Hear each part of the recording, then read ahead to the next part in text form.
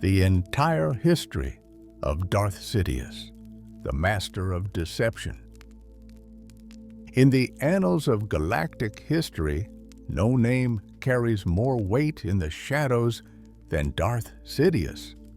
For decades, this Dark Lord of the Sith walked among the most powerful figures in the Republic, hiding in plain sight, wearing the face of a humble servant while orchestrating the downfall of an entire civilization.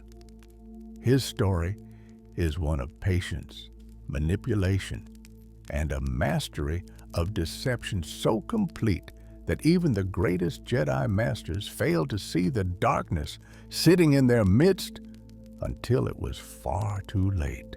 The noble son of Naboo. The year was 84 BBY, and on the beautiful mid-rim world of Naboo, a child was born who would one day reshape the entire galaxy. His name was Sheev Palpatine, and he entered the world not as a monster, but as the son of House Palpatine, one of the noble families that governed the peaceful, artistic world. Naboo was a planet of rolling plains, vast lakes, and gleaming cities where humans and the amphibious Gungans shared a world, though rarely interacted. It was a place of culture, diplomacy, and beauty where the nobility prided themselves on their contributions to the arts and to galactic politics. The Palpatine family estate stood in Theed, the cosmopolitan capital city built on the edge of towering waterfalls.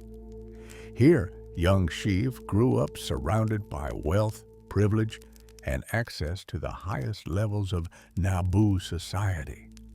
His father, Kosinga Palpatine, was a man of traditional values and considerable influence, though their relationship would prove to be anything but warm.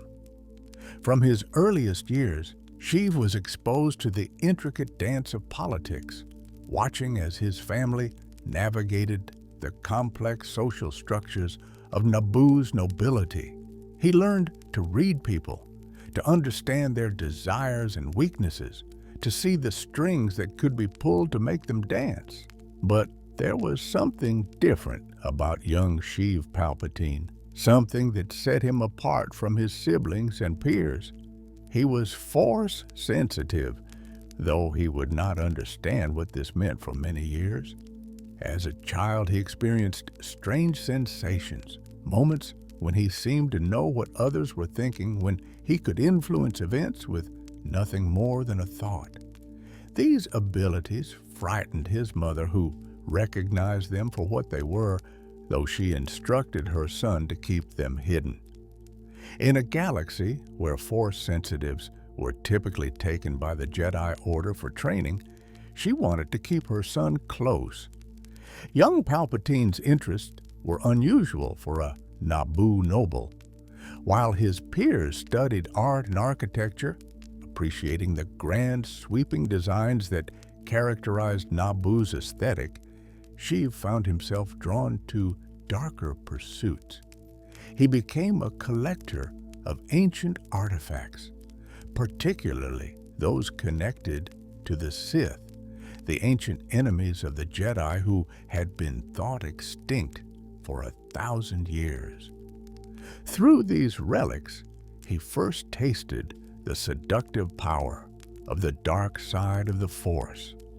Each artifact whispered to him, calling to something deep within his soul, awakening hungers he had never known existed. His father disapproved of these interests, seeing them as morbid and unsuitable for a young nobleman. The tension between father and son grew with each passing year. Kosinga Palpatine wanted his son to follow a traditional path, to embrace the values of their house and contribute to Naboo society in conventional ways. But Sheev had no interest in convention. He saw his father as weak, as bound by rules and traditions that served only to limit his potential. Their political opinions diverged sharply, with Kosika representing the old guard and Sheev drawn to more radical, forward-thinking positions. Despite his outward appearance as a shy, modest young man, Palpatine was developing a keen political mind. He had an interest in politics, but was initially reluctant to admit it, recognizing that open ambition could make him a target. He learned to present himself as humble, as someone reluctantly drawn to service rather than someone hungry for power. This would become one of his greatest weapons in the years to come. The ability to appear as exactly what others wanted to see, while his true nature remained hidden beneath layer upon layer of a careful deception. As Palpatine entered young adulthood, he began his mandatory public service. As required of all Naboo citizens between the ages of 12 and 20, most completed their service and moved on to private pursuits. But Palpatine chose to remain in public service, working his way through the apprentice legislator program and eventually earning an appointment as an ambassador in Senator Vidar Kim's retinue. This was his entry into galactic politics, his first real taste of the power that flowed through the chambers of the Galactic Senate on Coruscant. And it was here, in these early political maneuvers, that his life would change forever. The Dark Master arrives. Around the year 65, when Palpatine was 19 years old, a visitor came to Naboo who would alter the course of his life and ultimately the fate of trillions. Hago Damask, a wealthy moon businessman representing the banking clan, arrived on Naboo to negotiate the construction of plasma refinery complexes. Damask Holdings, his financial corporation, had identified Naboo's vast plasma reserves as a lucrative opportunity, and he personally oversaw the negotiations. To the public, to Palpatine's father, to everyone on Naboo, Hago Damask appeared as nothing more than a shrewd businessman seeking profit. But young Sheev Palpatine sensed something else, something that called to the darkness he had been nurturing in secret. Hago Damask was, in truth, Darth Plagueis, a Dark Lord of the Sith, and the reigning master of the ancient Sith Order. The Sith had survived their supposed extinction, hidden in the shadows, following the rule of two established by Darth Bane a millennium earlier. This rule dictated that there could only ever be two Sith at any given time, a master to embody power and an apprentice to crave it. For generations, the Sith had waited, planned, and positioned themselves, all working toward the eventual overthrow of the Jedi Order and the Republic they served. Plagueis was no ordinary Sith Lord. He was a scholar of the Force, obsessed with unlocking its deepest secrets. He had devoted his life to studying the manipulation of midi-chlorians, the microscopic organisms that connected living beings to the Force. Through his research, Plagueis had discovered methods to influence these midi-chlorians to create life, to prevent death, and to extend his own existence far beyond a normal lifespan. He was a creature of immense power and terrible knowledge, and he had come to Naboo seeking something more valuable than plasma, an apprentice. Their first meeting was carefully orchestrated by Plagueis, though it appeared coincidental to the young Palpatine. The Sith Lord engaged him in conversation, probing his thoughts, testing his intelligence, measuring his potential. Plagueis learned much in that initial encounter. He discovered that Palpatine had an interest in politics, though he was shy to admit it. He enjoyed art, but his tastes were more modest than the grandiose style favored on Naboo. He had become estranged from his father due to their conflicting political opinions. He had a passion for expensive land speeders and competitive racing. But there was one thing that intrigued Plagueis more than anything else.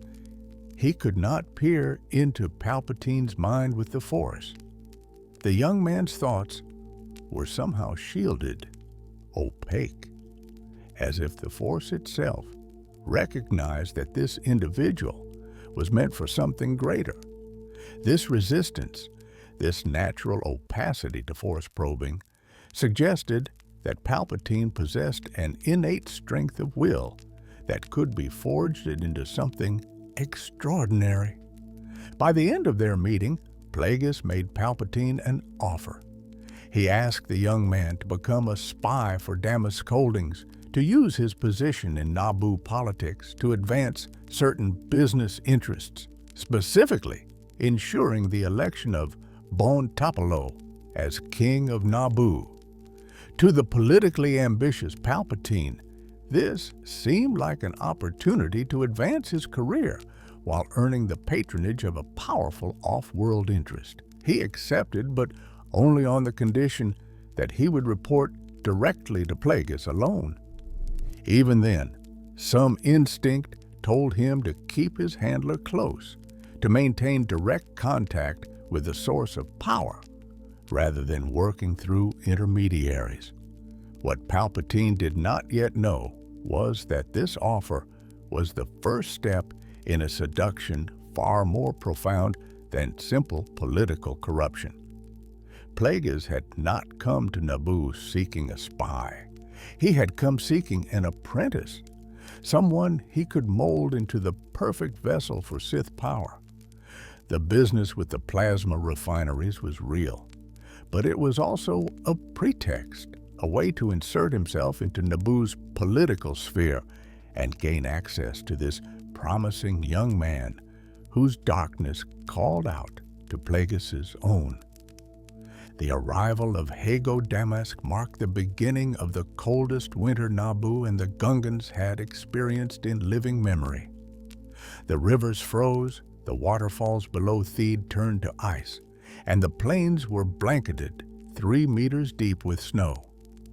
Plasmic quakes rocked the Gallo Mountains and the lake country, and many of the underwater passages used by the Gungans were blocked by ice floes. It was as if the dark side itself had followed Plagueis to Naboo. As Palpatine began working for Plagueis, performing small tasks and providing insider information about Naboo politics, the Sith Lord continued to study his potential apprentice. He saw in Palpatine a rare combination of gifts. The young man was intelligent, politically astute, and possessed a natural talent for manipulation. He could lie without the slightest tell, could present whatever face would most benefit him in any given situation. He was ambitious but patient, willing to work from the shadows rather than demanding immediate recognition. And beneath it all, Plagueis sensed the spark of the dark side, barely acknowledged but growing stronger with each passing day. The turning point came when Plagueis revealed to Palpatine the truth about the Sith. He told him of the ancient order, of their 1,000-year plan to destroy the Jedi and reclaim the galaxy. He spoke of the power of the dark side, of abilities that the Jedi would never teach, of knowledge that could grant control over life and death itself. And he made Palpatine an offer that the young man could not refuse, the chance to become his apprentice, to learn the ways of the Sith, to gain power beyond anything the Republic or his noble family could ever provide. But Plagueis demanded a price for this knowledge. He understood that for Palpatine to truly embrace the dark side, he needed to sever all connections to his old life, to burn every bridge that might lead him back to the light. The Sith Lord began to manipulate Palpatine's relationship with his family, particularly with his father. He planted doubts, exploited resentments, and whispered poison into his apprentice's ear. Kosinga Palpatine, for all his flaws, recognized the danger that Damask represented. He confronted his son, warning him that the moon was nothing more than a gangster manipulating him for profit. The old man was right, of course, but by then it was too late.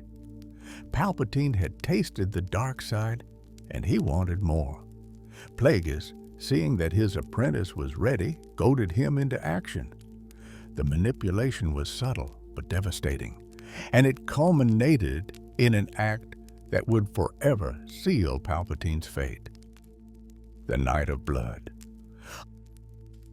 On a night that would live in infamy, though few would ever know what truly transpired, Sheev Palpatine killed his entire family.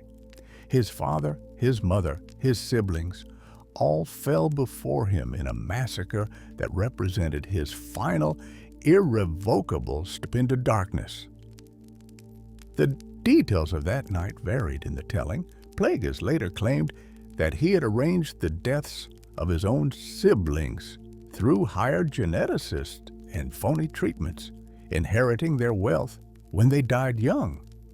He suggested this story to Palpatine, possibly embellishing the truth to goad his apprentice into matching or exceeding his master's ruthlessness. Whatever the exact circumstances, the result was the same. The Palpatine family died, and with them died any chance that Sheev Palpatine might one day return to the light. There was no going back from this, no redemption possible.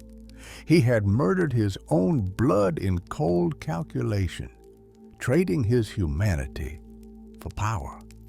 When it was done, when the bodies lay cold and the blood had dried, Palpatine looked at what he had become and felt no remorse. Instead, he felt liberated.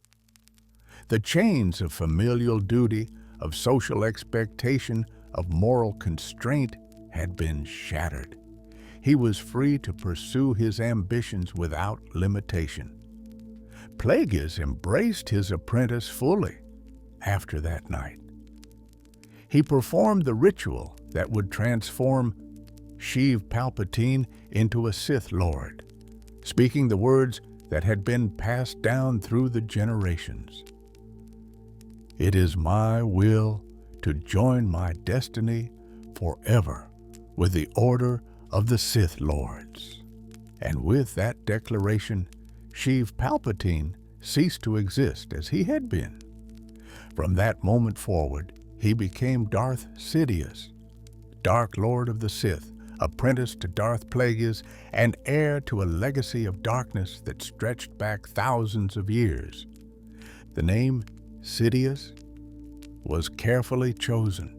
It was derived from insidious, suggesting something harmful that proceeded in a gradual, subtle way. It was perfect for what Palpatine would become, a poison that would seep into the Republic so slowly, so carefully, that no one would realize they were dying until it was far too late.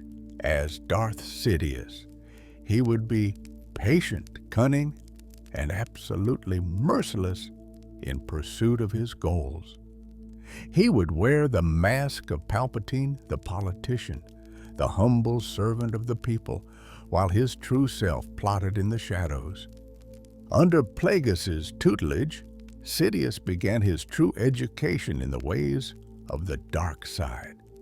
He learned Force techniques that the Jedi would never teach, powers fueled by passion, anger, and hatred rather than peace and serenity.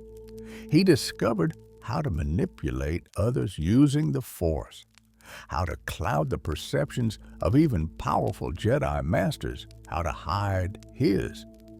But Sidious did more than simply train in the Force. He also learned from Plagueis the art of patience, of long-term planning, of working toward goals that might not be achieved for decades. The Sith Grand Plan, as it was called, had been carefully constructed over a millennium. Each generation of Sith had added to it, moving pieces into position, weakening the Republic and the Jedi through subtle manipulation. Now, Sidious would play his part in this ancient conspiracy, and under his guidance, the plan would finally reach its culmination. Despite his new identity as Darth Sidious, Palpatine continued his political career on Naboo. He maintained his position in Senator Vader Kim's retinue, all while secretly working to advance the Sith agenda. This double life required extraordinary discipline and deception. In public, he remained the modest, soft-spoken young man who had entered politics out of a sense of duty. In private, he studied the dark side with his master, traveling to remote worlds like Megiddo, Hippori, Buoyant, and Cursed for training sessions where they could work without risk of detection. The contrast between these two lives was absolute, and Palpatine managed both with equal skill. He intentionally kept a low profile in his early political career, losing more elections than he won, missing out on various appointments.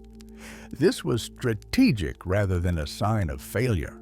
By remaining somewhat obscure, he could disappear for extended periods to train with Plagueis without arousing suspicion. When he did achieve political victories, they seemed earned rather than suspicious. No one noticed the young ambassador building his power base because he was so careful to appear unremarkable. Senator Vader Kim, Palpatine's mentor in these early years, was a vocal critic of King Bon Tapalo's dealings with the Trade Federation. Kim pointed out that the Trade Federation would sell Naboo's plasma for 10 or 20 times what they paid for it, effectively exploiting the planet's resources. This put Kim at odds with both Tapalo and, by extension, with Palpatine's secret master Plagueis, whose business interests aligned with the Trade Federation's exploitation of Naboo. Kim represented everything the Sith were working to destroy: principled leadership, honest representation, genuine care for the people's well-being. He had to be removed. The assassination of Vader Kim, when it came around 54 BBY, appeared to be a tragic accident, or perhaps the work of political rivals. In reality, it was orchestrated by the Sith to open a path for their agents' advancement. With Kim dead, a vacancy opened in Naboo's Senate representation. And who better to fill it than his trusted young aide, the humble and capable Sheev Palpatine? The people of Naboo, mourning their former senator, turned to the man who had served him so faithfully. They saw in Palpatine someone who would continue Kim's legacy, who would represent their interests with the same integrity. They could not have been more wrong. Palpatine accepted the position with appropriate humility, giving speeches about honoring Kim's memory and serving Naboo to the best of his ability. And then, once the position was secure, he immediately began working against everything Kim had stood for. He aligned himself with the Trade Federation, supported exploitative trade agreements, and used his position to advance the Sith agenda on a galactic scale. Naboo had unknowingly placed a viper in their midst, and by the time they realized their mistake, it would be far too late. As a senator representing Naboo in the Galactic Senate on Coruscant, Palpatine had achieved a position of real power. But for the Sith, this was only the beginning. The next phase of the plan required something even more audacious, even more carefully orchestrated. Sidious would need an apprentice of his own, someone he could train while still serving under Plagueis. The rule of two technically forbade this, as there should only be two Sith at any time. But Sidious and his master had a plan, a loophole that would allow them to bend the ancient rule without breaking it entirely. Darth Sidious needed an assassin, a weapon, someone who could strike at the Sith's enemies while keeping the true Sith Lords hidden. And he knew exactly where to find such a weapon. The weapon from Dathomir. In the Outer Rim, shrouded in mystery and dark side energy, lay the planet Dathomir. This remote world was home to the Night Sisters, a clan of Force-sensitive witches who wielded a form of power they called magic. Unlike the Jedi or the Sith, the Night Sisters drew their abilities from rituals, connections, and a connection to the dark ichor that flowed through their world. They were formidable in their own right, led by a powerful figure known as Mother Talzin, but Darth Sidious was a liar, and his promises were poison. As he spent time on Dathomir, studying the Night Sisters and their magic, he discovered something of far greater value to him than Talzin's loyalty. Mother Talzin had sons, young Dathomirian Zebraks, who belonged to the Night Brother clan. These males were trained from birth to serve the Night Sisters as warriors and slaves, bred for strength and aggression. Among Talzin's children was a young boy who caught Sidious's attention. The child was strong in the Force. Filled with raw anger and barely controlled rage, his name was Maul. Sidious sensed in young Maul exactly what he had been searching for. This child could be molded into the perfect weapon, a tool of pure aggression and hatred that could be aimed at the Sith's enemies. The boy's inability to control his anger, which might have been seen as a weakness, was actually his greatest asset. That fury could be cultivated, focused, transformed into a razor's edge that would cut through any opposition. The betrayal was swift and brutal. Rather than taking Mother Talzin as his apprentice as promised, Sidious instead took her son. He appeared before the Night Sisters with Maul in his arms, announcing that he had found what he needed and had no further use for Talzin or her promises. The loss devastated the Night Sister leader.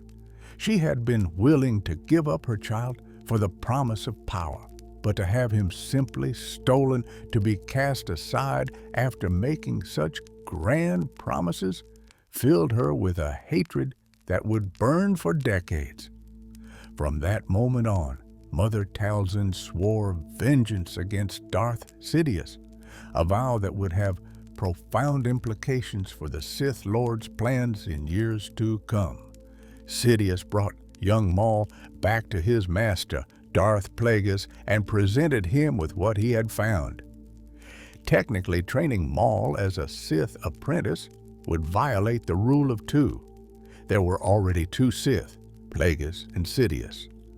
Adding a third would break the ancient tradition established by Darth Bane. But Sidious argued that Maul would not be a true apprentice, not a full Sith Lord who would one day take the title of Darth for himself. Instead, Maul would be an assassin, a tool to be used and discarded when necessary. Plagueis, intrigued by the possibilities, granted permission for this exception to the rule. What followed was a childhood of systematic brutality designed to forge Maul into a weapon. Sidious viewed the young Zabrak not as a person, not as someone with thoughts and feelings and dreams, but purely as an asset to be developed. The training was merciless. Sidious would subject Maul to physical torment, pushing him to the very edge of death and then forcing him to survive through sheer hatred. He used the Force to make Maul experience the deaths of ancient Sith, flooding the child's mind with visions of lightsabers cutting through flesh, of Sith Lords falling in battle, of the extinction that had befallen their order 1,000 years ago. These visions served a purpose. They filled Maul with a desperate need for revenge against the Jedi, a burning desire to destroy the order that had brought the Sith so low. Even though Maul had never personally suffered at Jedi hands, Sidious made him feel every loss the Sith had endured. The boy learned to hate with a purity that most beings could never comprehend. That hatred became his strength, the fuel that powered his connection to the dark side. The training location varied as Maul grew. Sometimes Sidious would take him to remote planets where they could work without witnesses. Other times, the training occurred in hidden facilities on Coruscant itself, beneath the very nose of the Jedi Temple. Sidious taught Maul everything he would need to serve as an assassin: lightsaber combat, Force techniques, infiltration, survival, and above all, absolute obedience. Maul learned to fear his master, even as he craved his approval.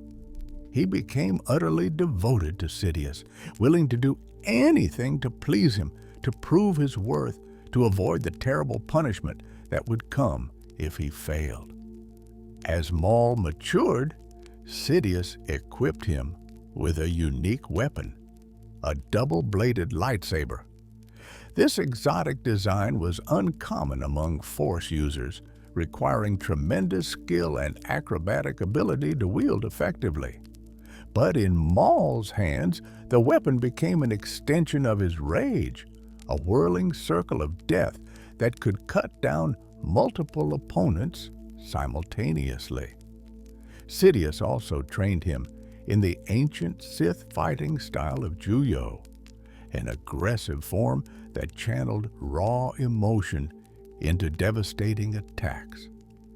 Combined with his natural Dathomirian agility and strength, Maul became one of the most dangerous combatants in the galaxy. Throughout Maul's training, Sidious maintained his double life as Senator Palpatine. To the Senate, to his colleagues, to the galaxy at large, he remained the humble representative from Naboo, a voice of reason and moderation.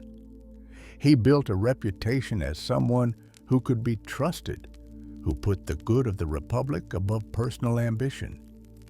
He cultivated relationships with other senators, with military leaders, with business interests. He slowly, carefully positioned himself at the center of an invisible web, with connections radiating out in every direction. No one suspected that the soft-spoken senator was secretly a Dark Lord of the Sith. Sidious and Plagueis had mastered the art of hiding their presence in the Force so completely that even the Jedi, who walked the halls of the Senate daily, sensed nothing amiss. This ability, this perfect concealment, was perhaps their greatest achievement. The Jedi had grown complacent after a millennium without facing Sith opposition. They believed their ancient enemy was extinct, defeated, no longer a threat. This complacency would prove to be their downfall. As the years passed and Palpatine's political power grew, he began moving pieces into position for the next phase of the Sith grand plan. He needed to create a crisis, something that would shake the Republic to its core and provide an opportunity for him to seize greater authority. He needed to engineer a situation where he could play the hero while secretly orchestrating the villainy. And he needed to do all of this while keeping the Jedi completely in the dark about the Sith's return. The crisis would center on Naboo, his home planet. It was appropriate somehow, poetically fitting, that the world that had given birth to Sheev Palpatine would be the stage for the first act of his rise to supreme power. He would use his political connections, his relationship with the Trade Federation, and the network of influence he had built over decades to create a situation that appeared to threaten Naboo, while actually serving his interest perfectly. But first, there was one more betrayal to commit, one more bond to sever. His master, Darth Plagueis, had taught him everything he knew, but the rule of two was clear. Eventually, the apprentice must kill the master. This was the way of the Sith, the mechanism by which they ensured that each generation was stronger than the last. And Sidious was ready. He had learned all he could from Plagueis. The time had come to claim his place as the true Dark Lord of the Sith. The death of the Master. The year was 32 BBY, and Darth Sidious had brought his decades-long plan to a critical juncture. The invasion of Naboo was underway, with the Trade Federation's droid armies occupying his homeworld. In the Senate, Sheev Palpatine had successfully manipulated Queen Padme Amidala into calling for a vote of no confidence against Supreme Chancellor Finis Valorum. The Senate would soon hold elections for a new chancellor, and Palpatine was positioned as the ideal candidate. A senator from the very world being victimized, a voice of reason in a time of chaos, someone who could be trusted to put the Republic's interests first. On Geonosis, Darth Maul had been sent to capture Queen Amidala and was engaged in a lightsaber duel with two Jedi, Qui-Gon Jinn and his apprentice, Obi-Wan Kenobi. The battle was ferocious, and though Maul was winning, killing the Jedi Master, and nearly defeating the younger knight, he would ultimately be bisected and seemingly killed. This loss of his apprentice might have concerned Sidious, but he had prepared for such contingencies. Maul had served his purpose, revealing the Sith's existence to the Jedi while keeping the true Sith Lords hidden. Whether he lived or died was almost irrelevant to the larger plan. While the galaxy's attention was focused on these dramatic events, Darth Plagueis attended a celebration with his apprentice. The vote of no confidence had succeeded. The Senate was in chaos. Soon, Palpatine would be elected Supreme Chancellor.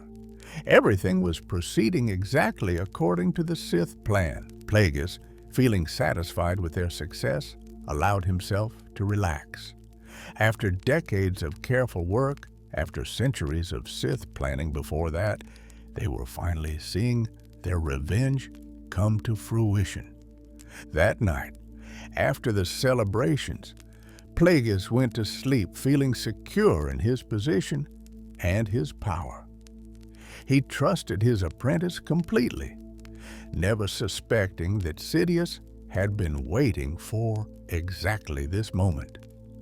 While the Moon Sith Lord slept, Darth Sidious stood over his master's bed and considered what he was about to do. Plagueis had taught him everything, the ways of the dark side, the patience required for long-term planning, the importance of hiding in plain sight. The older Sith Lord had been a brilliant teacher, perhaps the greatest Sith scholar in generations. Sidious used the Force, attacking Plagueis while he slept. The irony was profound and deliberate. Plagueis, who had devoted his life to unlocking the secrets of immortality, who had discovered methods to prevent death and create life through manipulation of midichlorians, was killed in his sleep by his own apprentice. He had been so focused on the mysteries of the Force, so absorbed in his research and his schemes, that he had failed to properly guard against betrayal. Or perhaps he had known it was coming and accepted it as the inevitable price of being Sith. Either way, the result was the same. As Plagueis died, Darth Sidious experienced a monumental disturbance in the Force. It was as if the dark side itself recognized what had happened, acknowledged the shifting of power from master to apprentice. Sidious felt as though he had become the sole agent of the dark side, the singular focus of its attention and power. But along with this sensation of triumph came something unexpected, a feeling of sadness and loss. For a moment, genuine emotion broke through his cold calculation. He had killed the only being in the galaxy who truly understood him, who had guided him, who had seen his potential and nurtured it into reality. But Sidious quickly suppressed these feelings. Emotion was a tool, not a master. The dark side fed on passion, yes, but a true Sith Lord controlled his emotions rather than being controlled by them. He had done what was necessary. Plagueis was dead, and now Sidious was the master. The next step was to find his own apprentice, someone he could train to eventually take his place, continuing the cycle that had sustained the Sith for a millennium.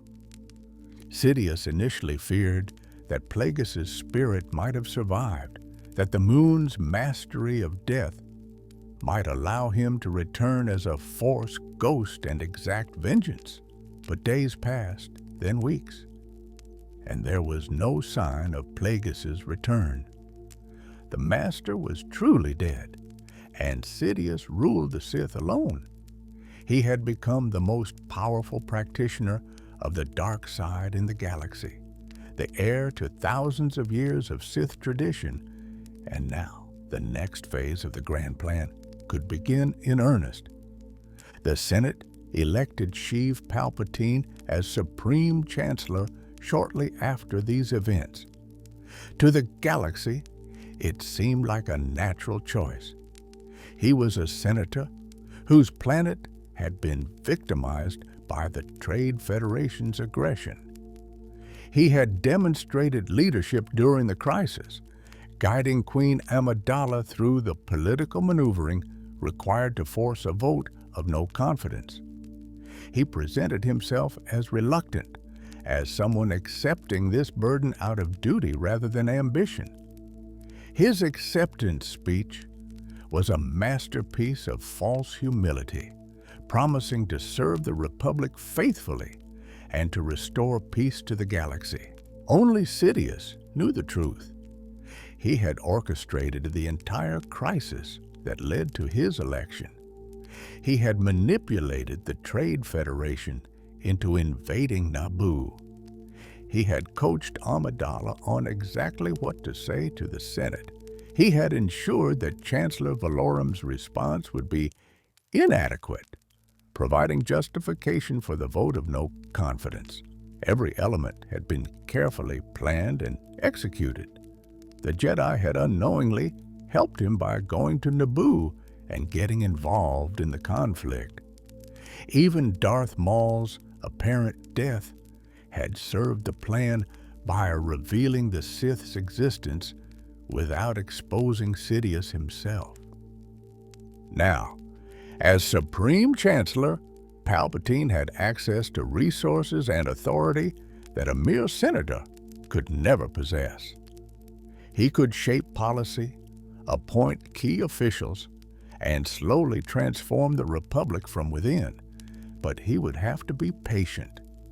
The Jedi were now alert to the Sith's return. Any suspicious moves would draw their scrutiny, so Palpatine would play his role perfectly, serving as a faithful chancellor who worked tirelessly for peace and justice, while Darth Sidious continued to operate in the shadows, preparing for the next phase of the plan.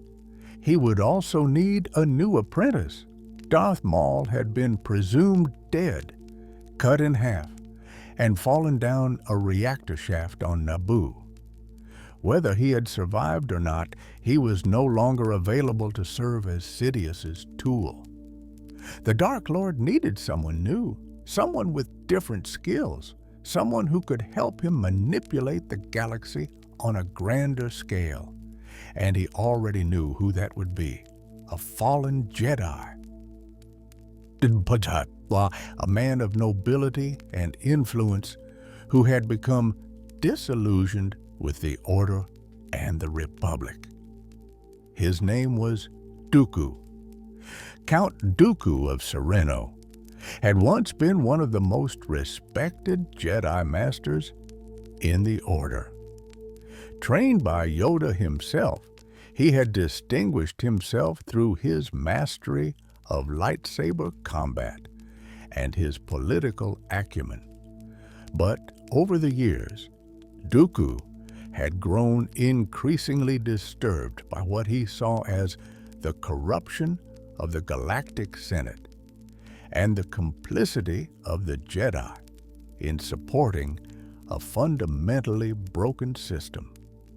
He believed the Republic had lost its way, that it served the interests of corporations and the wealthy rather than the people, and that the Jedi had become mere enforcers of an unjust status quo. The death of his former Padawan, Qui-Gon Jinn, at the Battle of Naboo had been the final straw for Dooku. He blamed the Jedi Council for Qui-Gon's death, believing that if they had been more flexible, more willing to adapt to changing circumstances, his beloved apprentice might have survived.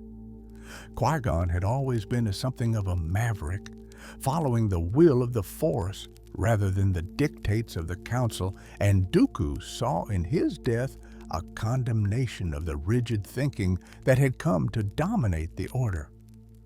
Shortly after Naboo, Dooku had done the unthinkable. He had left the Jedi Order.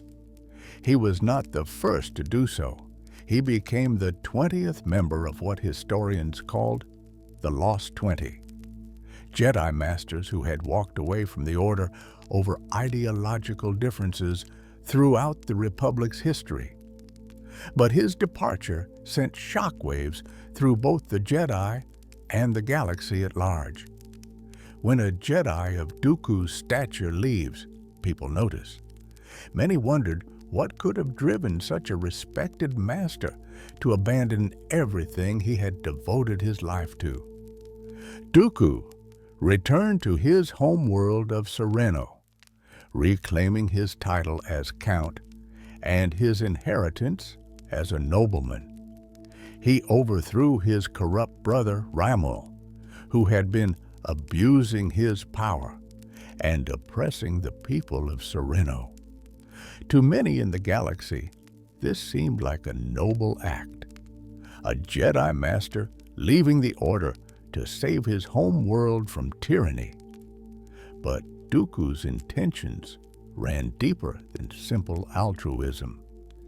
He was beginning to explore ideas that would have horrified his former colleagues. What the galaxy did not know was that Dooku had already been in contact with Darth Sidious before he left the Order. The Sith Lord had been cultivating their relationship for years, subtly influencing Dooku's growing disillusionment, feeding his doubts about the Republic and the Jedi. Sidious recognized in Dooku a man of tremendous power and influence who could be turned to serve the Sith agenda. Unlike Maul, who had been a simple weapon, Dooku could be a political tool, someone who could operate in the open and command the respect of billions. After Dooku left the Jedi Order, Sidious made his move. He revealed himself to Dooku not as Senator Palpatine, but as Darth Sidious, Dark Lord of the Sith. He explained the Sith's thousand-year plan, their goal of destroying the Jedi and transforming the Republic. He spoke of the corruption that Dooku himself had witnessed, validating all of the former Jedi's concerns while positioning the Sith as the solution rather than another symptom of the problem. It was a masterful seduction, appealing to Dooku's genuine desire to reform the galaxy while gradually turning him toward the dark side. The final test came in the form of a mission to eliminate a Jedi Master named Yaddle. She had discovered evidence of Dooku's contact with Sidious and threatened to expose the conspiracy. Dooku, Sidious, and Yaddle met in the Works, an industrial district on Coruscant. There, Dooku was forced to make a choice: kill a fellow Jedi Master to protect the Sith, or turn away and lose everything Sidious had promised him. Dooku chose darkness. He killed Yaddle, striking her down and crossing a line from which there was no return. With that act, Count Dooku became Darth Tyrannus, the new apprentice of Darth Sidious. He took the Sith name that would be known to only a handful of beings in the galaxy. To most, he would remain simply Count Dooku, a wealthy nobleman and former Jedi who had become disillusioned with the Republic. But in secret, he was a Dark Lord of the Sith, the second member of the Order under the rule of two, and a key player in the conspiracy that would ultimately destroy the Republic and the Jedi Order. Sidious gave Tyrannus a monumental task: create a separatist movement that would threaten to tear the Republic apart. This movement needed to appear legitimate, drawing on real grievances that systems had with the Republic's government. It needed to be powerful enough to pose a genuine military threat, but ultimately controlled by the Sith. And it needed to provide a pretext for the Republic to militarize, to grant the Supreme Chancellor emergency powers, and to stretch the Jedi so thin that they would be vulnerable when the time came to destroy them. The separatist movement grew rapidly. Thousands of systems, many of them in the Outer Rim, pledged their support to Dooku's confederacy. Some were genuinely motivated by grievances against the Republic: unfair taxation, lack of representation, exploitation by core world corporations. Others were drawn by the promise of greater autonomy and freedom from Republic bureaucracy. And some were simply opportunistic, seeing a chance to gain power or settle old scores. But the true leaders of the separatist movement were not idealistic reformers or freedom fighters. They were representatives of the galaxy's largest corporations, businesses that saw the Confederacy as a way to operate without Republic oversight. The Trade Federation, still bitter about their defeat at Naboo and facing punitive measures from the Senate, pledged their vast droid armies to the separatist cause.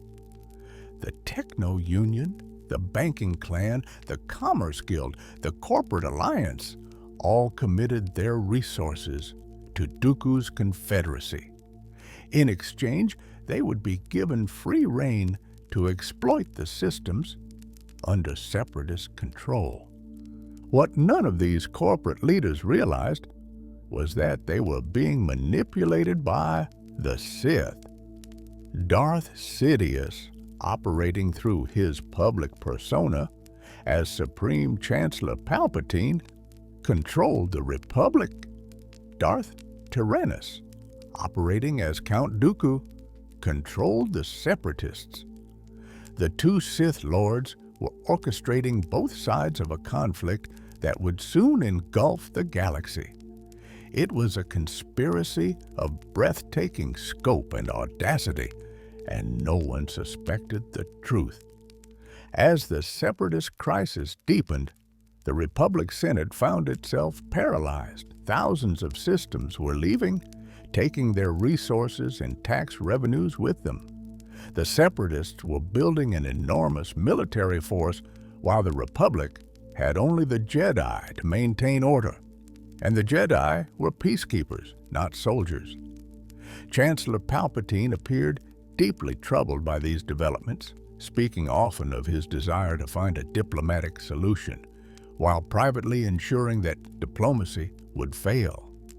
Behind the scenes, Sidious was also working on another crucial element of his plan: the creation of an army for the Republic. This project had been initiated years earlier by Jedi Master Sheev Palpatine, who had foreseen a great conflict approaching and ordered the Kaminoans to create a clone army. But Sheev Palpatine had been killed before he could tell the Jedi Council what he had done, murdered by agents working for the Sith. Darth Tyrannus, using his Sith name and his contacts in the criminal underworld, had taken over the project, ensuring it developed according to Sith specifications. The clone army was being grown on Kamino, a remote water world that had been deliberately erased from the Jedi archives. The template for the clones was Jango Fett, a Mandalorian bounty hunter of legendary skill and ruthlessness. But the most important feature of the clone army was something the Kaminoans believed was a simple safeguard: a behavioral modification biochip implanted in each clone trooper's brain during their embryonic development. These chips, the Kaminoans were told, were designed to limit aggression and ensure obedience to Republic commanders. In truth, the chips served a far more sinister purpose. They were programmed with a series of contingency orders, secret protocols that could be activated by the Supreme Chancellor. Most of these orders were mundane, protocols for dealing with various emergency situations, scenarios where the clone army might need to act quickly without waiting for Senate approval. But hidden among these routine orders was Contingency Order 66, which designated all Jedi as traitors to the Republic and commanded the clones to execute them on sight. This was perhaps the most diabolical element of Sidious's plan. The Jedi would command the clone army, would fight side by side with the clones for years, would come to trust them as brothers in arms, and then with a single phrase, execute Order 66, Sidious could turn that army against the Jedi, transforming their most loyal soldiers into their executioners. The chips would override the clones' free will, compelling them to kill their Jedi generals regardless of any personal relationships or loyalties they might have developed. It was betrayal, reduced to a science, calibrated and automated. Throughout this period, Senator Palpatine maintained his image as a reluctant wartime leader, trying desperately to preserve peace. He gave speeches calling for restraint and diplomacy. He appeared to be working tirelessly to find a peaceful resolution to the crisis. But in secret, Darth Sidious was ensuring that peace would be impossible.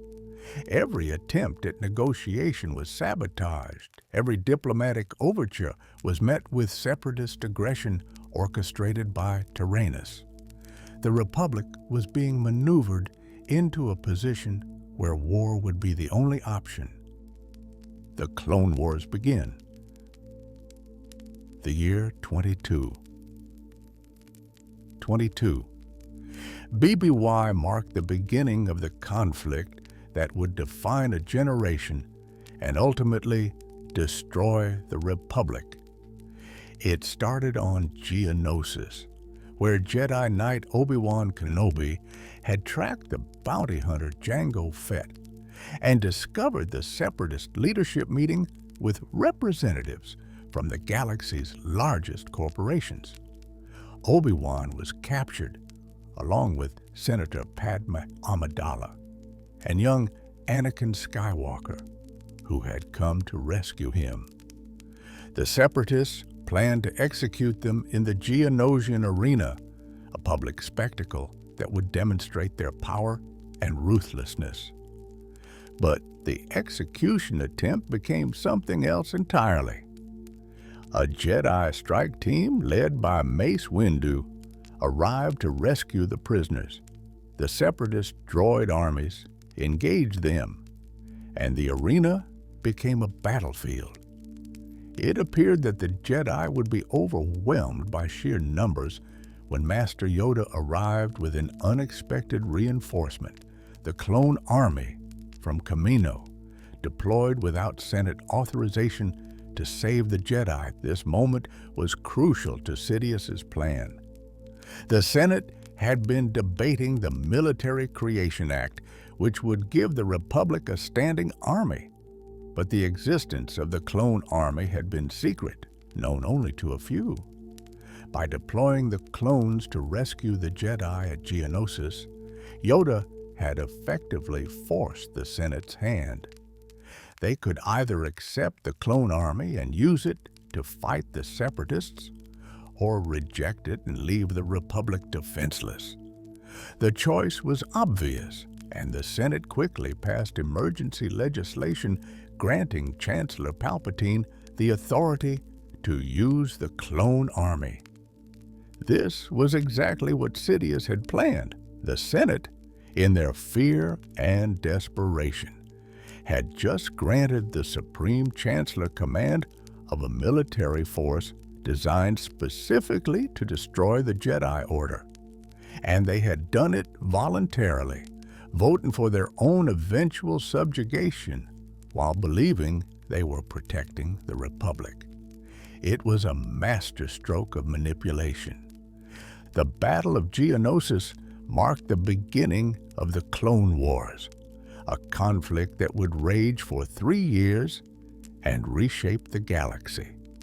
Darth Sidious, operating as both Supreme Chancellor Palpatine and the secret master of Darth Tyrannus, controlled both sides of the war.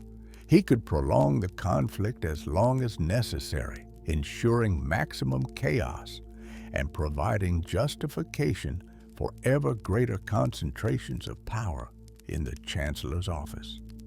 Through Palpatine, Sidious positioned himself as the indispensable wartime leader. He gave speeches that inspired hope and unity. He made decisions that seemed designed to end the war quickly, but actually prolonged it. He accepted greater and greater emergency powers from the Senate, always with appropriate reluctance, always promising to relinquish these powers once the crisis ended. The senators, desperate for security and willing to trade freedom for safety, gave him everything he asked for. Through Tyrannus, Sidious controlled the Separatist war effort. Dooku commanded the Separatist military, working with General Grievous, a cyborg warrior of terrible skill and ruthlessness. Together, They ensured that the Separatists won enough victories to appear as a genuine threat, but never so many that the war would end. Key Republic worlds were attacked, forcing the Senate to grant more emergency powers. The Separatists pursued strategies that made the Republics increasingly militaristic and authoritarian.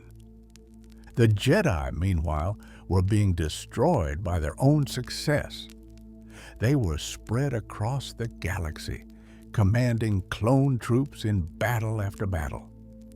They were becoming soldiers rather than peacekeepers, a transformation that went against everything they believed in. And all the while, the dark side was clouding their ability to see the Force, making it impossible for them to sense the Sith Lord who walked among them daily. One Jedi, however, caught Sidious's particular attention: Anakin Skywalker. The young man who had been discovered on Tatooine as a child, who the Jedi believed might be the chosen one, prophesied to bring balance to the Force, had grown into a powerful Jedi Knight. He was talented, ambitious, and emotionally volatile. Exactly the kind of person who could be turned to the dark side. And Sidious had been cultivating a relationship with Anakin since the boy first arrived on Coruscant. As Anakin grew older, Palpatine's manipulation became more sophisticated. He would listen to Anakin's frustrations with the Jedi Council, validating his feelings while subtly encouraging his resentment. He would praise Anakin's power and potential, making him feel underappreciated by the Jedi. He would plant doubts about the Jedi way, suggesting that their restrictions on emotion and attachment might be wrong, that perhaps there were other paths to power and fulfillment.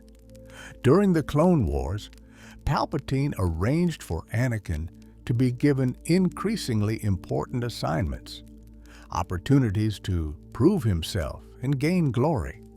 He ensured that Anakin received special attention and privileges, which made other Jedi suspicious, but also fed Anakin's ego.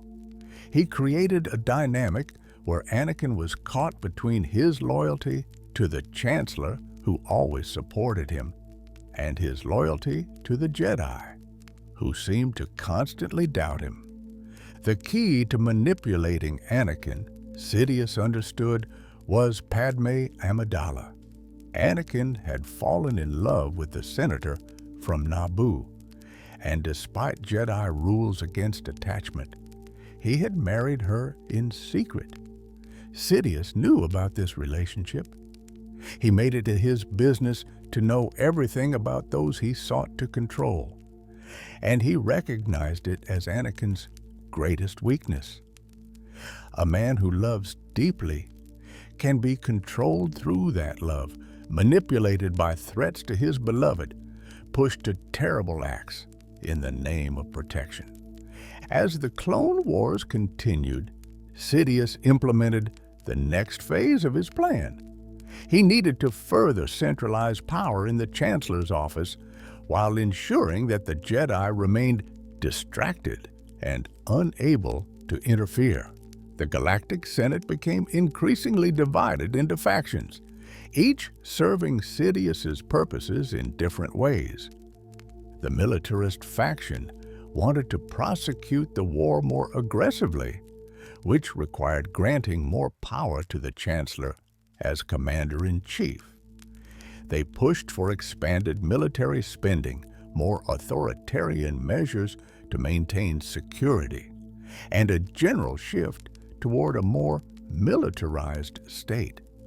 Palpatine encouraged this faction subtly, ensuring they had enough support to move legislation, but not enough to end the war quickly. The pacifist faction, led by senators like Padme Amidala and Bail Organa, wanted to negotiate peace with the Separatists. Palpatine appeared to support their efforts publicly, giving speeches about his desire for peace and encouraging diplomatic initiatives. But secretly, through Tyrannus, he ensured that every peace overture failed. The Separatists would respond to diplomatic proposals with new attacks, making the pacifists seem naive and undermining their political influence. The Rim faction represented systems that felt neglected by the Republic, many of which were torn between loyalty to the Republic and sympathy for separatist grievances. Palpatine cultivated this faction carefully, promising greater attention to Rim concerns while using the war as an excuse for why these promises couldn't be fulfilled immediately. He positioned himself as their champion in the Senate, while ensuring that their problems continued, maintaining their dependence on his goodwill. Through these three factions, Palpatine controlled the entire Senate. No matter which side gained temporary ascendancy, the result served his purposes. If the militarist won key votes, he gained more power. If the pacifists gained influence, he appeared reasonable and open to negotiation. If the Rim faction secured concessions, it made him look responsive to all parts of the Republic. He had turned the democratic process into a machine that inevitably consolidated authority in his hands. Throughout this period, Sidious also worked to undermine the Jedi more directly. Through propaganda and manipulation of public opinion, he began to shift how the galaxy viewed the Order. Where once the Jedi were seen as selfless guardians, Palpatine gradually encouraged people to see them as out of touch, as religious zealots imposing their views on others, as an unelected group wielding too much power. This was a slow, subtle process, but by the end of the Clone Wars, much of the public had lost faith in the Jedi. Palpatine also began to identify and exploit divisions within the Jedi Order itself. There were Jedi like Pong Krell, who had been genuinely corrupted by the dark side. There were others like Ahsoka Tano, who became disillusioned with the Order after being falsely accused of crimes. Palpatine used these incidents to demonstrate that the Jedi were fallible, that they made mistakes, that perhaps they shouldn't be trusted with as much authority as they wielded. But while Sidious accumulated power and manipulated events to his advantage, there were moments where his plans came close to unraveling. A clone trooper named Fives discovered the truth about the inhibitor chips, learning that they were designed to make the clones execute the Jedi. Fives tried to expose the conspiracy, even attempting to convince Anakin Skywalker and Captain Rex. But Palpatine, when confronted with the evidence, was able to turn the situation to his advantage. He had Fives drugged, making him appear unstable and paranoid, then arranged for the clone to be killed before he could prove his claims. This incident highlighted both the brilliance and the ruthlessness of Sidious's planning. He had contingencies for his contingencies, backup plans for his backup plans. Even when something went wrong, he could turn it to his advantage or eliminate the threat before it could spread.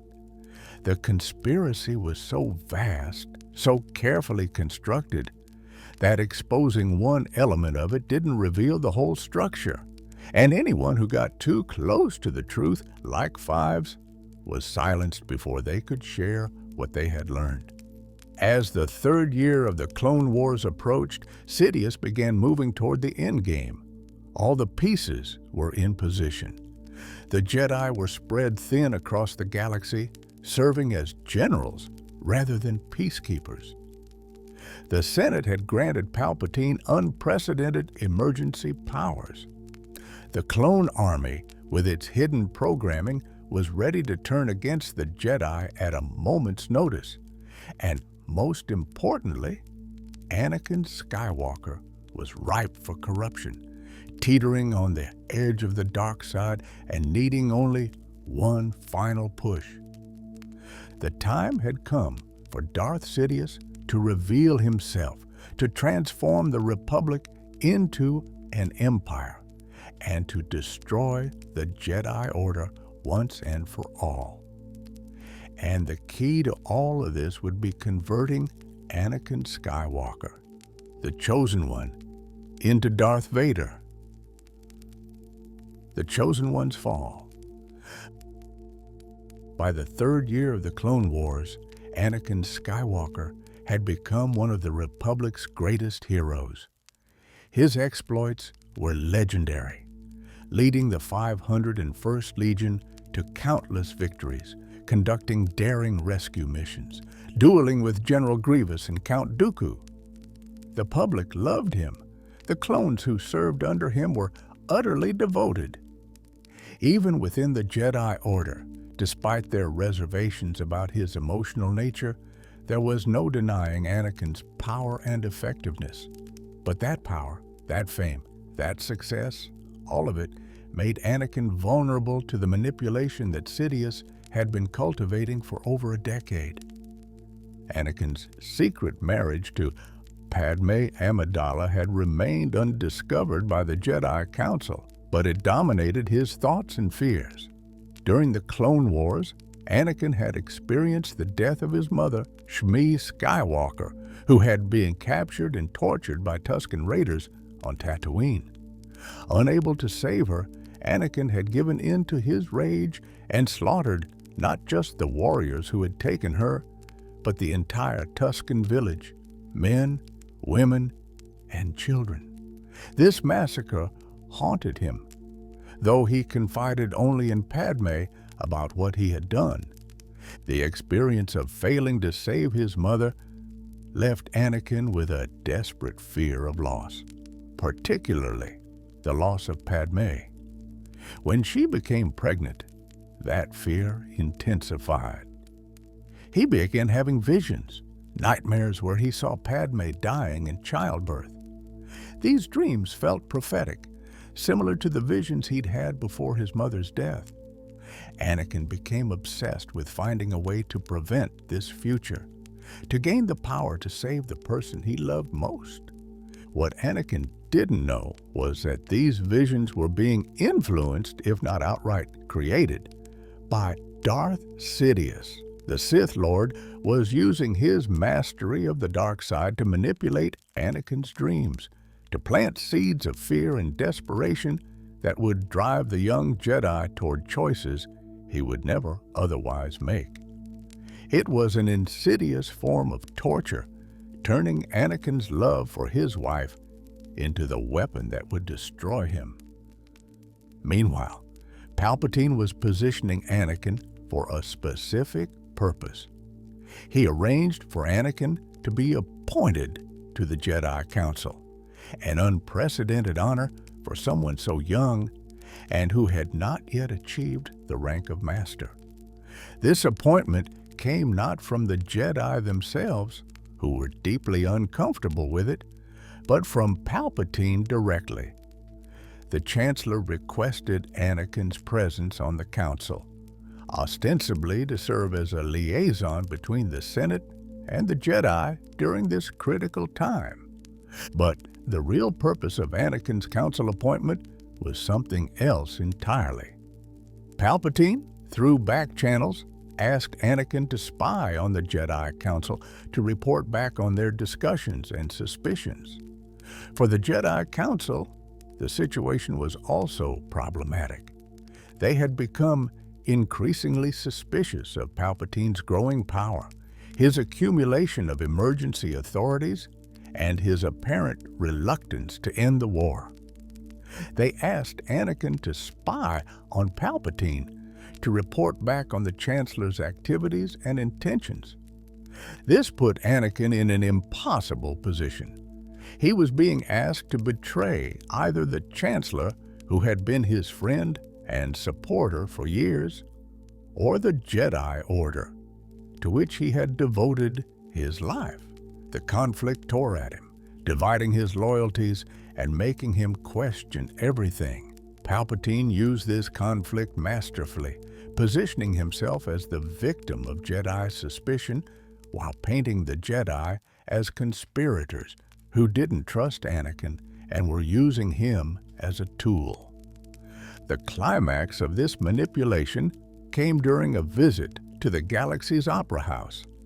Palpatine, sitting with Anakin in the Chancellor's private box, told him a story. He called it The Tragedy of Darth Plagueis the Wise. In a voice heavy with implication, Palpatine described a Sith Lord who had become so powerful and so wise that he could use the Force to influence midichlorians to create life. Plagueis had discovered the secret to preventing death, to saving those he cared about from dying. The irony, Palpatine explained, was that Plagueis could save others from death, but could not save himself. His apprentice killed him in his sleep, taking his master's power for himself. The story was presented as a cautionary tale about the Sith, about how the dark side ultimately corrupts and betrays. But the subtext was clear. There was a power that could prevent death, a way to save Padme from the fate Anakin feared. Anakin was transfixed by this story. He asked if it was possible to learn this power. Palpatine, with perfect timing, said, "Not from a Jedi." The implication hung in the air between them. The Jedi, with all their talk of accepting death as a natural part of the Force, would never teach Anakin how to save Padme. But perhaps there was another way, another teacher who could provide what Anakin desperately needed.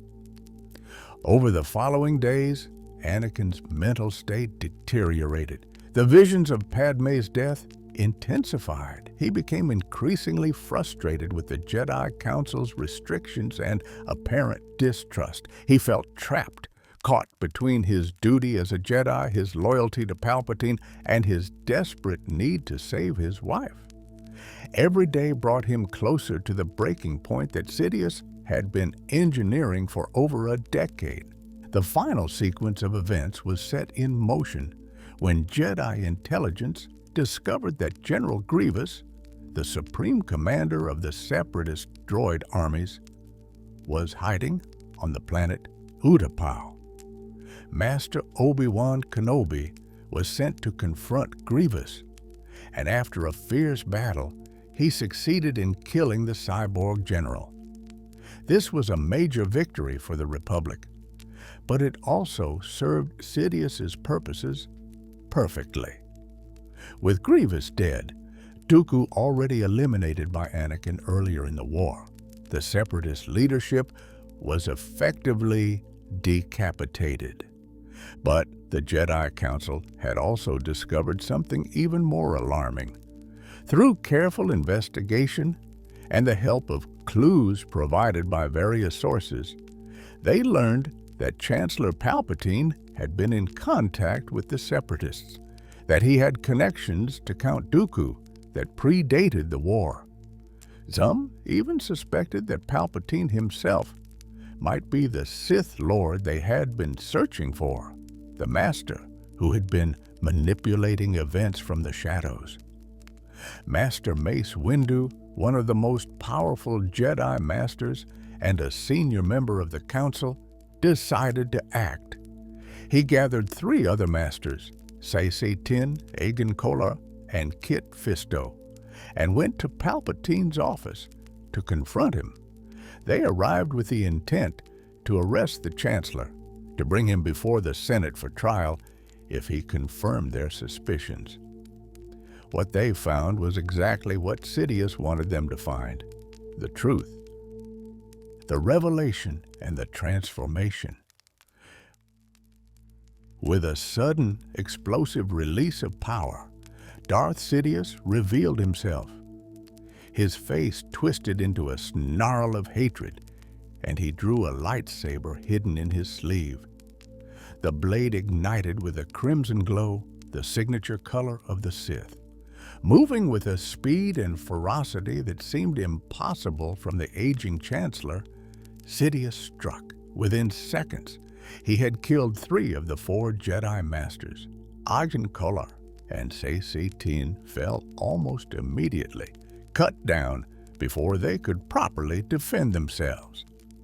Kit Fisto lasted only moments longer. Only Mace Windu, one of the greatest lightsaber duelists in Jedi history, was able to match Sidious's assault. The 2 combatants engaged in a fierce battle, their lightsabers clashing with such force that the energy discharges scorched the walls of the Chancellor's office. Sidious was a master of the ancient Sith fighting style, using his hatred and aggression to fuel his attacks. But Mace Windu was equally skilled, and he had developed a unique form of combat called Va'apet that allowed him to channel his own inner darkness without falling to the dark side. The duel raged across the office until finally Mace gained the upper hand. He disarmed Sidious, sending the Sith Lord's lightsaber flying out the window. With Palpatine cornered, Mace raised his blade for the killing blow. But at that precise moment, Anakin Skywalker arrived. He had been tormented by indecision, torn between his loyalty to the Jedi and his desperate need to learn how to save Padme. In the end, his fear of loss drove him to the Chancellor's office, needing to know if Palpatine truly was a Sith Lord. What Anakin saw was Mace Windu, blade raised, about to execute an unarmed man. Palpatine, his face burned and disfigured by his own Force lightning that Mace had deflected back at him, played his part perfectly. He appeared weak, helpless, begging for mercy from the Jedi who was about to murder him. He cried out for Anakin to help him, to save him from this execution. Mace Windu explained that Palpatine was too dangerous to be left alive, that as long as he lived, he would have influence and followers, that he controlled the Senate and the courts. But Anakin protested. This wasn't the Jedi way. They should arrest Palpatine, give him a trial. Mace was unmoved. The Chancellor was too powerful, too dangerous. He had to die. In that moment, Anakin was faced with an impossible choice. If Mace killed Palpatine, Anakin would lose his only chance to learn how to save Padme. If he saved Palpatine, he would be betraying the Jedi Order. Everything Sidious had been building toward came down to this single instant. And in that instant, driven by fear and desperation, Anakin made his choice. He ignited his lightsaber and cut off Mace Windu's hand. The Jedi Master's weapon fell away, and before he could recover, Sidious struck. With a blast of Force lightning, the Sith Lord sent Mace Windu flying out the window, plummeting to his death in the Coruscant underworld far below. The deed was done. Anakin Skywalker had betrayed the Jedi Order, had caused the death of one of its greatest masters, and had allied himself with a Sith Lord. Anakin immediately regretted what he had done. He fell to his knees, horrified by his own actions, asking himself what he had become. But Palpatine, seeing his opportunity, did not give Anakin time to recover. He immediately began to work on the young Jedi's guilt and fear, telling him that he had done the right thing, that Mace would have destroyed them both, that the Jedi had become corrupt and dangerous. He promised Anakin that together they could prevent Padme's death, that he would teach him the power to save her. With nowhere else to turn, with the guilt of his betrayal weighing on him, Anakin pledged himself to Palpatine's teachings. He knelt before the Sith Lord and spoke the words, "I will do whatever you ask. Just help me save Padme's life. I can't live without her." Sidious accepted his new apprentice, speaking the words that completed Anakin's transformation. "Henceforth, you shall be known as Darth Vader." The name was significant. Vader, derived from the word invader, suggested force and power, but it also echoed the word father in several languages, suggesting the paternal relationship Palpatine had cultivated with Anakin. From that moment, Anakin Skywalker was no more. Darth Vader had been born, but Sidious did not give his new apprentice time to dwell on what had happened. He immediately gave Vader his first assignment: go to the Jedi temple and kill everyone in sight. He told Vader that the Jedi were planning a rebellion, that they had attempted to assassinate the Chancellor and could not be allowed to regroup. He emphasized that this was necessary to save Padme, that only by securing Palpatine's position could they gain the power to prevent her death. The massacre at the temple was horrific, but it was only the beginning. While Vader was carrying out his bloody task, Palpatine enacted the final phase of his plan. He sent out the command to every clone unit across the galaxy: execute Order 66. The behavioral modification chips activated, overriding the clones' free will and compelling them to turn on their Jedi commanders. Across hundreds of worlds, the same scene played out. Jedi who had fought alongside their clone troops for 3 years, who had saved their lives and earned their loyalty, were suddenly cut down by the soldiers they trusted.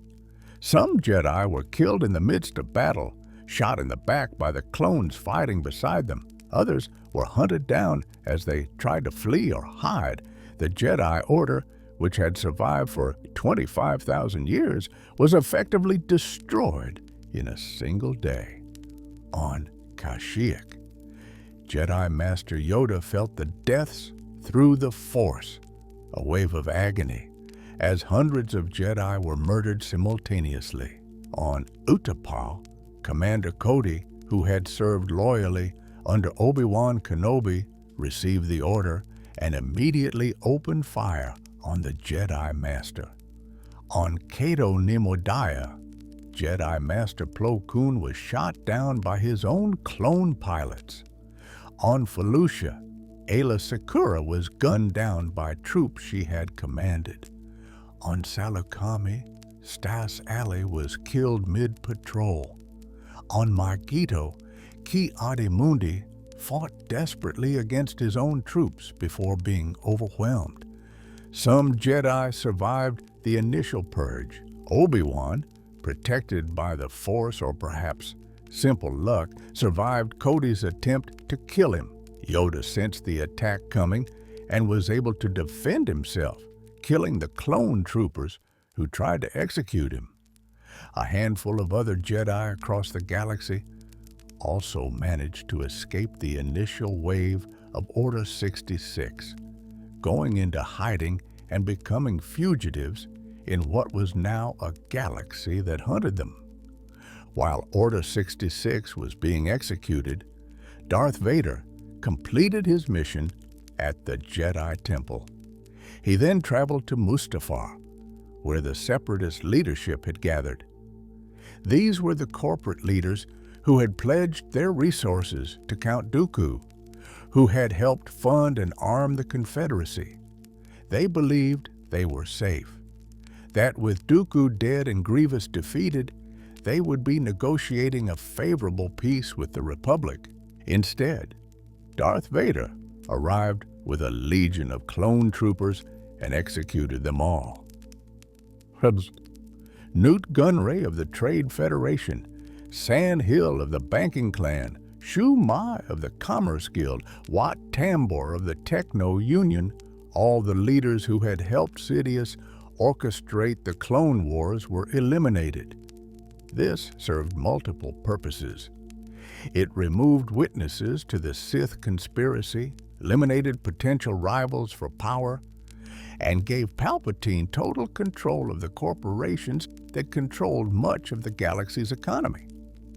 With the Jedi nearly extinct and the Separatist leadership dead, Palpatine moved to consolidate his political power. He called a special session of the Galactic Senate, appearing before them with his face scarred and disfigured by the battle with Mace Windu. He told them that the Jedi had attempted to assassinate him and overthrow the Republic, that they had revealed themselves as traitors who had been secretly controlling both sides of the war.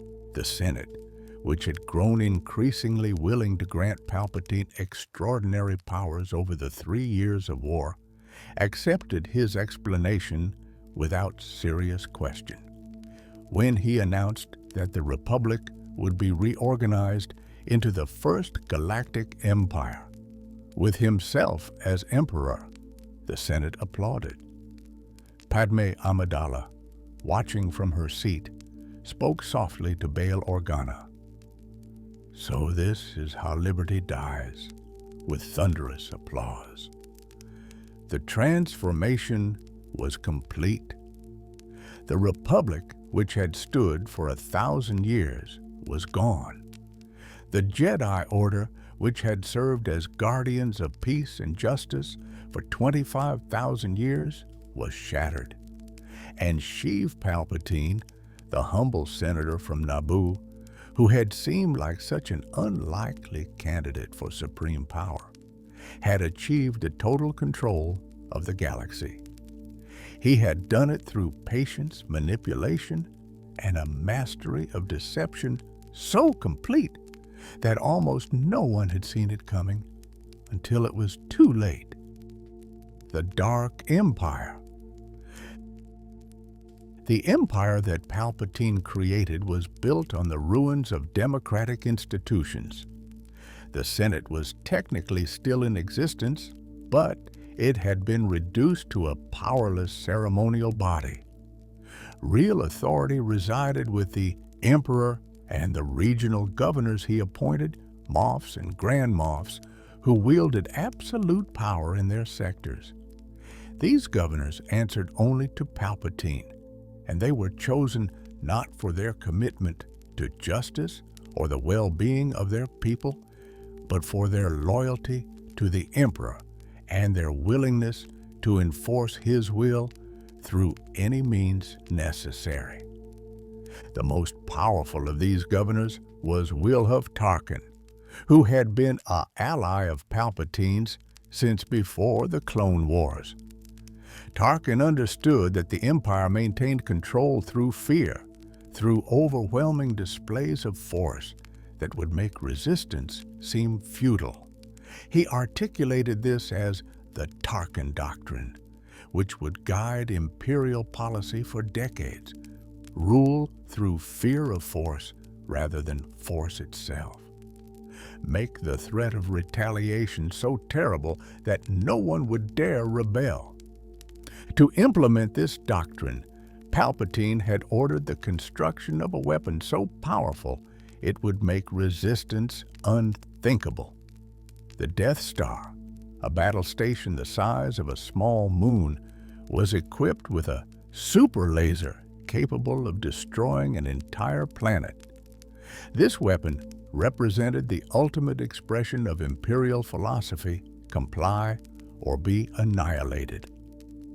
The Death Star project consumed vast resources and took years to complete, but for Palpatine, it was essential to cementing his power. The clone army that had served the Republic was gradually phased out. Palpatine claimed that the clones could no longer be trusted after their betrayal of the Jedi, though, of course, he had ordered that betrayal himself. The real reason was more practical. Clones represented a potential threat to his rule. They were too uniform, too predictable, and their accelerated aging meant they would need to be constantly replaced. Instead, the Empire recruited regular citizens into the military, creating a standing army of stormtroopers drawn from countless worlds. This shift served multiple purposes beyond mere military efficiency. It gave the Empire a way to employ millions of citizens, creating economic dependency on the military-industrial complex. It allowed Palpatine to use military service as a tool of social control, identifying and recruiting those most loyal to the new order, and it created a force that was truly imperial, drawing from all corners of the galaxy and owing their loyalty to the Emperor rather than to any local government or tradition. But Palpatine's most powerful weapon was not the Death Star or the massive Imperial military. It was Darth Vader. The Dark Lord of the Sith had become the Emperor's enforcer. His iron fist, the visible symbol of imperial power and ruthlessness.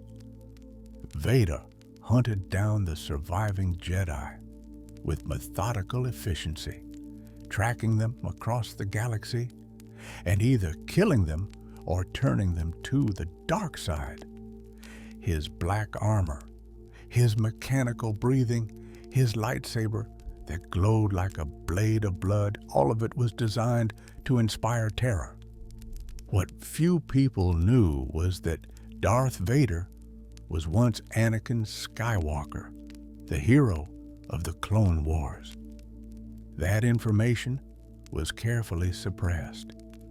The public knew only that a powerful Sith Lord served the Emperor, that Vader was not to be questioned or defied, that crossing him meant death. Even within the Imperial hierarchy, Vader's true identity remained secret. This allowed Palpatine to use Vader without any of the baggage that might have come with the Skywalker name. The relationship between Palpatine and Vader was complex and toxic. On one level, Vader served his master faithfully, carrying out orders and maintaining the Emperor's authority. But beneath that obedience burned resentment and self-hatred. Vader blamed himself for Padmé's death. She had died shortly after his transformation, seemingly as a result of the injuries he had inflicted when he force-choked her in a fit of rage on Mustafar. The very thing Vader had turned to the dark side to prevent had happened anyway, making his betrayal of the Jedi pointless. Palpatine encouraged this self-hatred, using it to keep Vader under control. He reminded his apprentice constantly of his failures, of the potential he had lost when he was burned on Mustafar, of how much more powerful he could have been. The injuries Vader sustained in his duel with Obi-Wan had limited his potential severely. His suit kept him alive, but caused constant pain. His lungs were scarred, his limbs were mechanical, his body was a prison of agony from which there was no escape. All of this made Vader easier to control, ensuring he would never become strong enough to challenge his master. As the years passed, the Empire tightened its grip on the galaxy. The brutal efficiency of Imperial rule brought a form of order, but at a terrible cost. Slavery, which had been outlawed by the Republic, returned under Imperial authority. Entire species were enslaved, forced to work in mines and factories to fuel the Empire's military machine. The Wookiees of Kashyyyk, who had been loyal allies of the Republic, were enslaved en masse and put to work on the Death Star project. Resistance to Imperial rule was crushed ruthlessly. When a world rebelled or showed signs of dissent, the Empire responded with overwhelming force. Entire cities were leveled as examples. Populations were displaced. The message was clear. submit to imperial authority, or face annihilation. This approach was successful in the short term, creating a galaxy where most beings were too frightened to even consider rebellion. But it also sowed the seeds of future resistance, creating anger and resentment that would eventually coalesce into organized opposition. Some of the senators who had watched the Republic fall tried to resist the Empire's rise. Bail Organa of Alderaan, Mon Mothma of Chandrila, and a few others quietly began to organize what would eventually become the Rebel Alliance. These individuals understood that Palpatine's empire represented the antithesis of everything the Republic had stood for. Even if the Republic itself had been flawed, they worked carefully, knowing that any overt resistance would be crushed, building a network that could one day challenge imperial power. Palpatine was aware of these early resistance efforts, but he was not particularly concerned. Let them gather their scattered forces. Let them dream of overthrowing the Empire. When they finally revealed themselves, he would destroy them so thoroughly that no one would dare follow their example. And if they somehow managed to become a significant threat, he had the Death Star, a weapon that could eliminate their support in the most literal way possible. The Emperor also continued his study of the dark side, seeking ever greater power and knowledge. He collected Sith artifacts from across the galaxy, established secret facilities where dark side experiments were conducted, and delved into forbidden lore that even other Sith had feared to explore. His ultimate goal was immortality, the ability to cheat death that his own master, Darth Plagueis, had sought. Palpatine had learned much from Plagueis about manipulating midi-chlorians and extending life, but he wanted to go further, to find a way to survive even the death of his physical body. In his palace on Coruscant, in his secret stronghold on Biss, in hidden facilities scattered across Imperial space, Palpatine pursued these dark experiments. He investigated cloning as a potential path to immortality, creating clone bodies that might serve as vessels if his original form was destroyed. He studied ancient Sith techniques for transferring consciousness from one body to another. He explored the creation of artificial life through the Force, attempting to repeat and exceed Plagueis' greatest achievements. Throughout all of this, Palpatine maintained his dual identity, though the balance had shifted. Where once Darth Sidious had been hidden while Palpatine was public, now Sidious was ascendant while Palpatine was the mask. The Emperor appeared in public rarely, and when he did, he was seen as a figure of terrible power rather than a benevolent leader.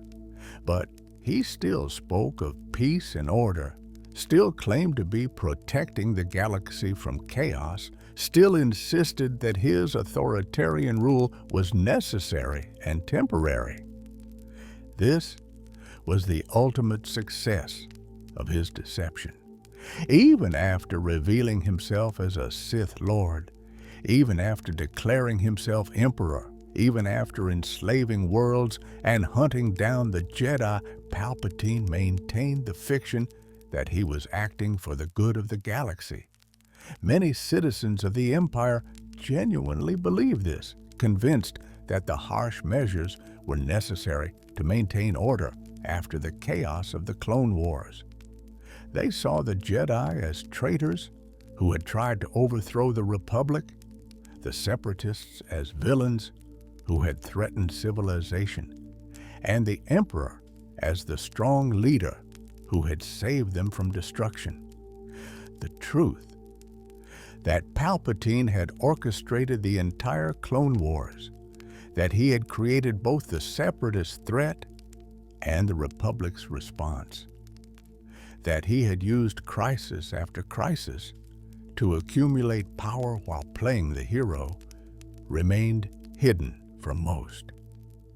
Those few who suspected the truth either couldn't prove it, couldn't get anyone to believe them, or were eliminated before they could spread the truth too widely.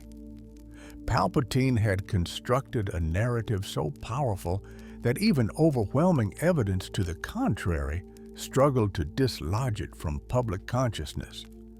But the dark side is a hungry master, and those who serve it are ultimately consumed by it.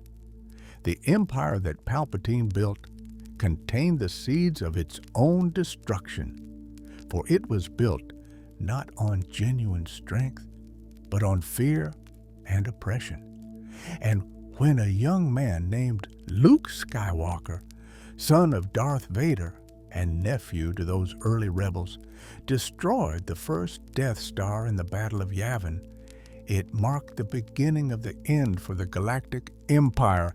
Yet even in death, which came years later at the Battle of Endor, when Vader finally turned against his master and threw him down a reactor shaft, Palpatine had prepared contingencies. His experiments with cloning and consciousness transfer bore fruit, allowing his essence to survive and return in clone bodies.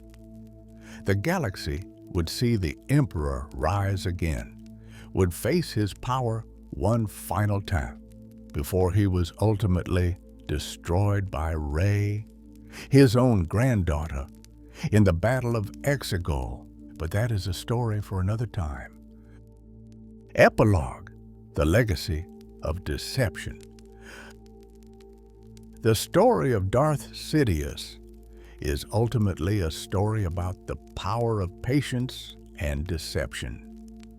From his birth on Naboo to his death and resurrection, Sheev Palpatine demonstrated that in the game of galactic power, the greatest weapon is not a lightsaber or a super weapon, but the ability to make others believe you are something you are not. For decades, he was a humble politician while secretly being a Sith Lord. He was a defender of democracy while orchestrating its downfall. He was a champion of peace while engineering war. He was a kindly mentor while corrupting and destroying those who trusted him. Every step of his rise to power was carefully calculated. The murder of his family severed his ties to normalcy and cleared the path to darkness. The training under Plagueis gave him the knowledge and power of the Sith. The betrayal and murder of his master gave him supremacy. The cultivation of Darth Maul provided him with a weapon while maintaining the fiction of the rule of two. The orchestration of the Naboo crisis gave him the chancellorship. The creation of both the clone army and the separatist threat gave him the Clone Wars. The corruption of Anakin Skywalker gave him Darth Vader, and all of it, every manipulation, every betrayal, every carefully constructed lie, served to advance his ultimate goal, the destruction of the Jedi and the transformation of the Republic into a Sith Empire. What makes Palpatine's story particularly chilling is how completely he fooled everyone. The Jedi, with all their Force sensitivity and wisdom accumulated over millennia, never suspected that the Supreme Chancellor was actually a Sith Lord until it was too late. The Senate, which had access to intelligence services and investigative resources, never uncovered his conspiracy. Even his own apprentices, powerful Force users trained in the ways of the Sith, underestimated him and paid the price for that underestimation. This success was built on more than just power or intelligence. It was built on a profound understanding of psychology, of what people wanted to believe, of how to appear as exactly what others needed to see. Palpatine made himself indispensable to the Jedi by appearing to support them. He made himself beloved by the Senate by appearing to be their faithful servant. He made himself trusted by Anakin by appearing to be the father figure the young man desperately needed. In every case, he wore the mask that would be most effective, never revealing his true face until the moment when revelation served his purposes. The techniques Palpatine employed offer lessons about manipulation that extend beyond fiction. He isolated his targets from their support systems, as he did with Anakin by exploiting the distance between the young Jedi and the Council. He validated their negative emotions while encouraging their worst impulses. He positioned himself as the only solution to problems he had secretly created. He exploited fear of loss, of death, of chaos to drive people to choices they would never have made in calmer circumstances. And perhaps most effectively, he exercised patience, working over years and decades to achieve goals that could not be rushed. In the end, Palpatine's fall came not from the strength of his enemies, but from the humanity he had tried to crush in others. Darth Vader, the weapon he had forged from Anakin Skywalker's fear and anger, retained enough of his original self to choose love over hate when his son Luke Skywalker was being tortured before him. That moment of redemption, that choice to save his son even at the cost of his own life, represented everything Palpatine had tried to eradicate: compassion, sacrifice, hope. The dark side promised power, but it was ultimately hollow. The light side, which Palpatine had spent his entire life opposing, proved stronger in the end.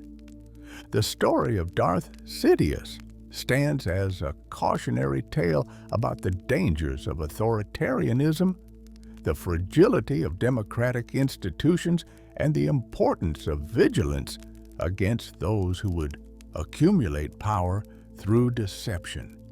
The Republic fell not because it was attacked by an overwhelming force from outside, but because it was corrupted from within by someone who appeared to be its greatest defender. The Senate gave away their freedoms voluntarily, trading liberty for the promise of security. The Jedi failed to see the threat until their order was already burning. These are lessons worth remembering, both in fiction and in reality. Power does not usually announce itself with dramatic declarations of evil intent. More often, it wears a friendly face, speaks soothing words, and presents itself as necessary, reasonable, temporary. By the time people realize they've been deceived, the trap has already closed around them. Darth Sidious was many things: a Sith Lord, an Emperor, a master manipulator, a symbol of ultimate evil in the Star Wars galaxy.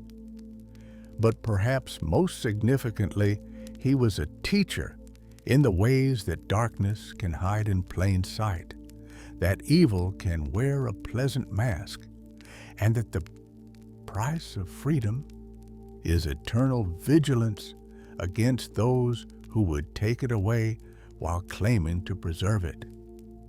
So, when you look back on the Clone Wars, on the fall of the Republic, on the rise of the Empire, remember that all of it, every battle, every betrayal, every tragedy, was orchestrated by one man who spent decades playing a role, Senator Palpatine, Supreme Chancellor Palpatine, Emperor Palpatine, all masks worn by Darth Sidious, the most successful practitioner of deception in galactic history. The mask has fallen away.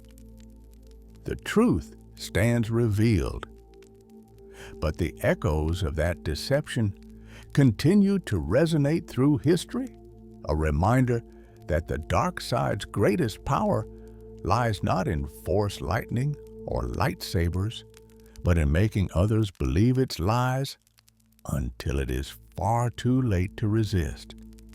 If you enjoyed this deep dive into the history of Darth Sidious and the greatest conspiracy in Star Wars history, make sure to like this video and subscribe to the channel for more explorations of Sith lore and the darkest corners of the galaxy far, far away.